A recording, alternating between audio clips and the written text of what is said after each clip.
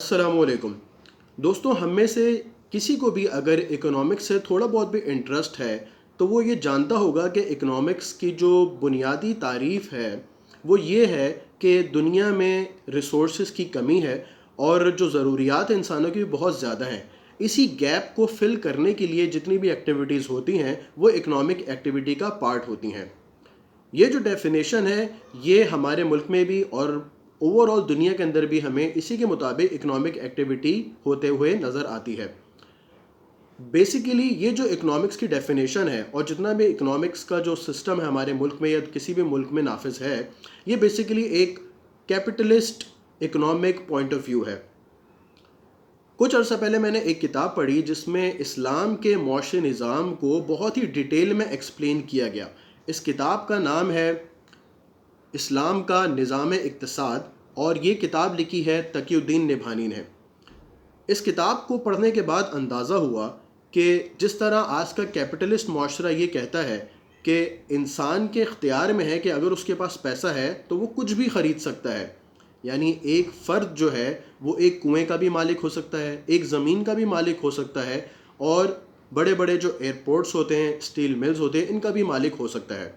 जबकि इस किताब को पढ़ने के बाद आपको अंदाज़ा होगा कि इस्लाम मिल्कियत को इस नज़र से बिल्कुल नहीं देखता, बल्कि इस्लाम इस बात को डिफ़ाइन करता है कि फ़र्द की मिल्कियत अलग होती है, किसी भी हुकूमत की, किसी भी गवर्नमेंट की मिल्कियत अलग होती है।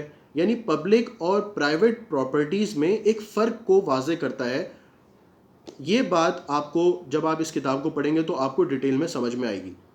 इसी तरह इस किताब को पढ़ने के बाद आपको अंदाज़ा होगा कि इस्लाम बाकायदा रहनुमाई इस बारे में भी करता है कि मिल्कियत में अगर मेरे पास कोई चीज़ आ रही है सिफर से, तो वो मिल्कियत में मेरे पास किस तरह आएगी, कौन कौन से तरीके हैं जो मैं इख्तियार कर सकता हूँ और कौन कौन से तरीके हैं जिनको मैं इख्तियार ही नहीं कर सकता। ये बात आपको अनफॉर्चुनेटली हमारे स्कूलों में ये चीज़ें नहीं पढ़ाई जा रही होती और यही वजह है कि हमें लगता है कि इस्लाम का कोई मुआशी निज़ाम नहीं है।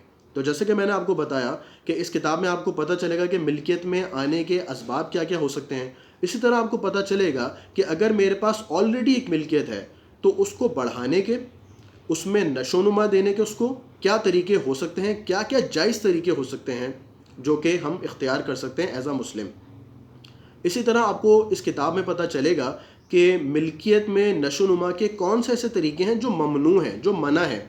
मिसाल के तौर पर सूद लेके हम अपनी मिल्कियत की नशोनुमा उसकी बढ़ोतरी नहीं कर सकते।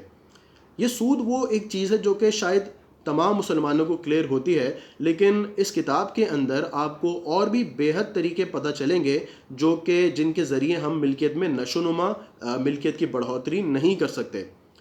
इस लिहाज से आज की तारीख़ में अगर मैं बात करूं तो ये किताब इतनी इम्पॉर्टेंट है कि अगर सब काम छोड़ के भी इस किताब को पढ़ा जाए, ख़ास तौर पे वो लोग जो कि मुआशी निज़ाम से ताल्लुक़ रखते हैं या उसको पढ़ते हैं, तो ये किताब हमारी आँखें खोल देने के लिए काफ़ी है। क्योंकि इस किताब में इस्लाम के बाकायदा कंपनी के स्ट्रक्चर्स भी डिस्कस हुए हैं। हम में से अक्सर लोगों को सिर्फ ये बात पता होगी कि कंपनी या तो प्राइवेट लिमिटेड होती है, पब्लिक लिमिटेड होती है, स्टॉक मार्केट्स होती हैं। इस किताब में आपको पता चलेगा कि इस्लाम ने भी बाकायदा कंपनी के स्ट्रक्चर्स दिए हैं जिसमें मुख्तलिफ़ किस्म की कंपनी होती हैं, जैसे कि अल-मुदारबा, अल-अबदान, अल-इन्नान, अल-मुफावदा। ये मुख्तलिफ़ किस्म के कंपनी स्ट्रक्चर्स हैं जो इस्लाम हमें बताता है। अनफॉर्चुनेटली हमें अपने मुल्क के अंदर भी ये जो मुआशी निज़ाम है इस्लाम का, ये इम्प्लीमेंट नज़र नहीं आता। तो इसलिए हमारे लिए बड़ी ये हैरान कुन बात होती है कि इस्लाम ने इन चीज़ों को भी डिफ़ाइन किया गया। तो बहुत ज़रूरी है कि इस किताब को आप इस किताब का मुतालिया करें ताकि आपको इस्लाम के मुआशी निज़ाम के बारे में मुकम्मल आगाही हो सके। अस्सलामु अलैकुम वरहमतुल्लाहि वबरकातुहू।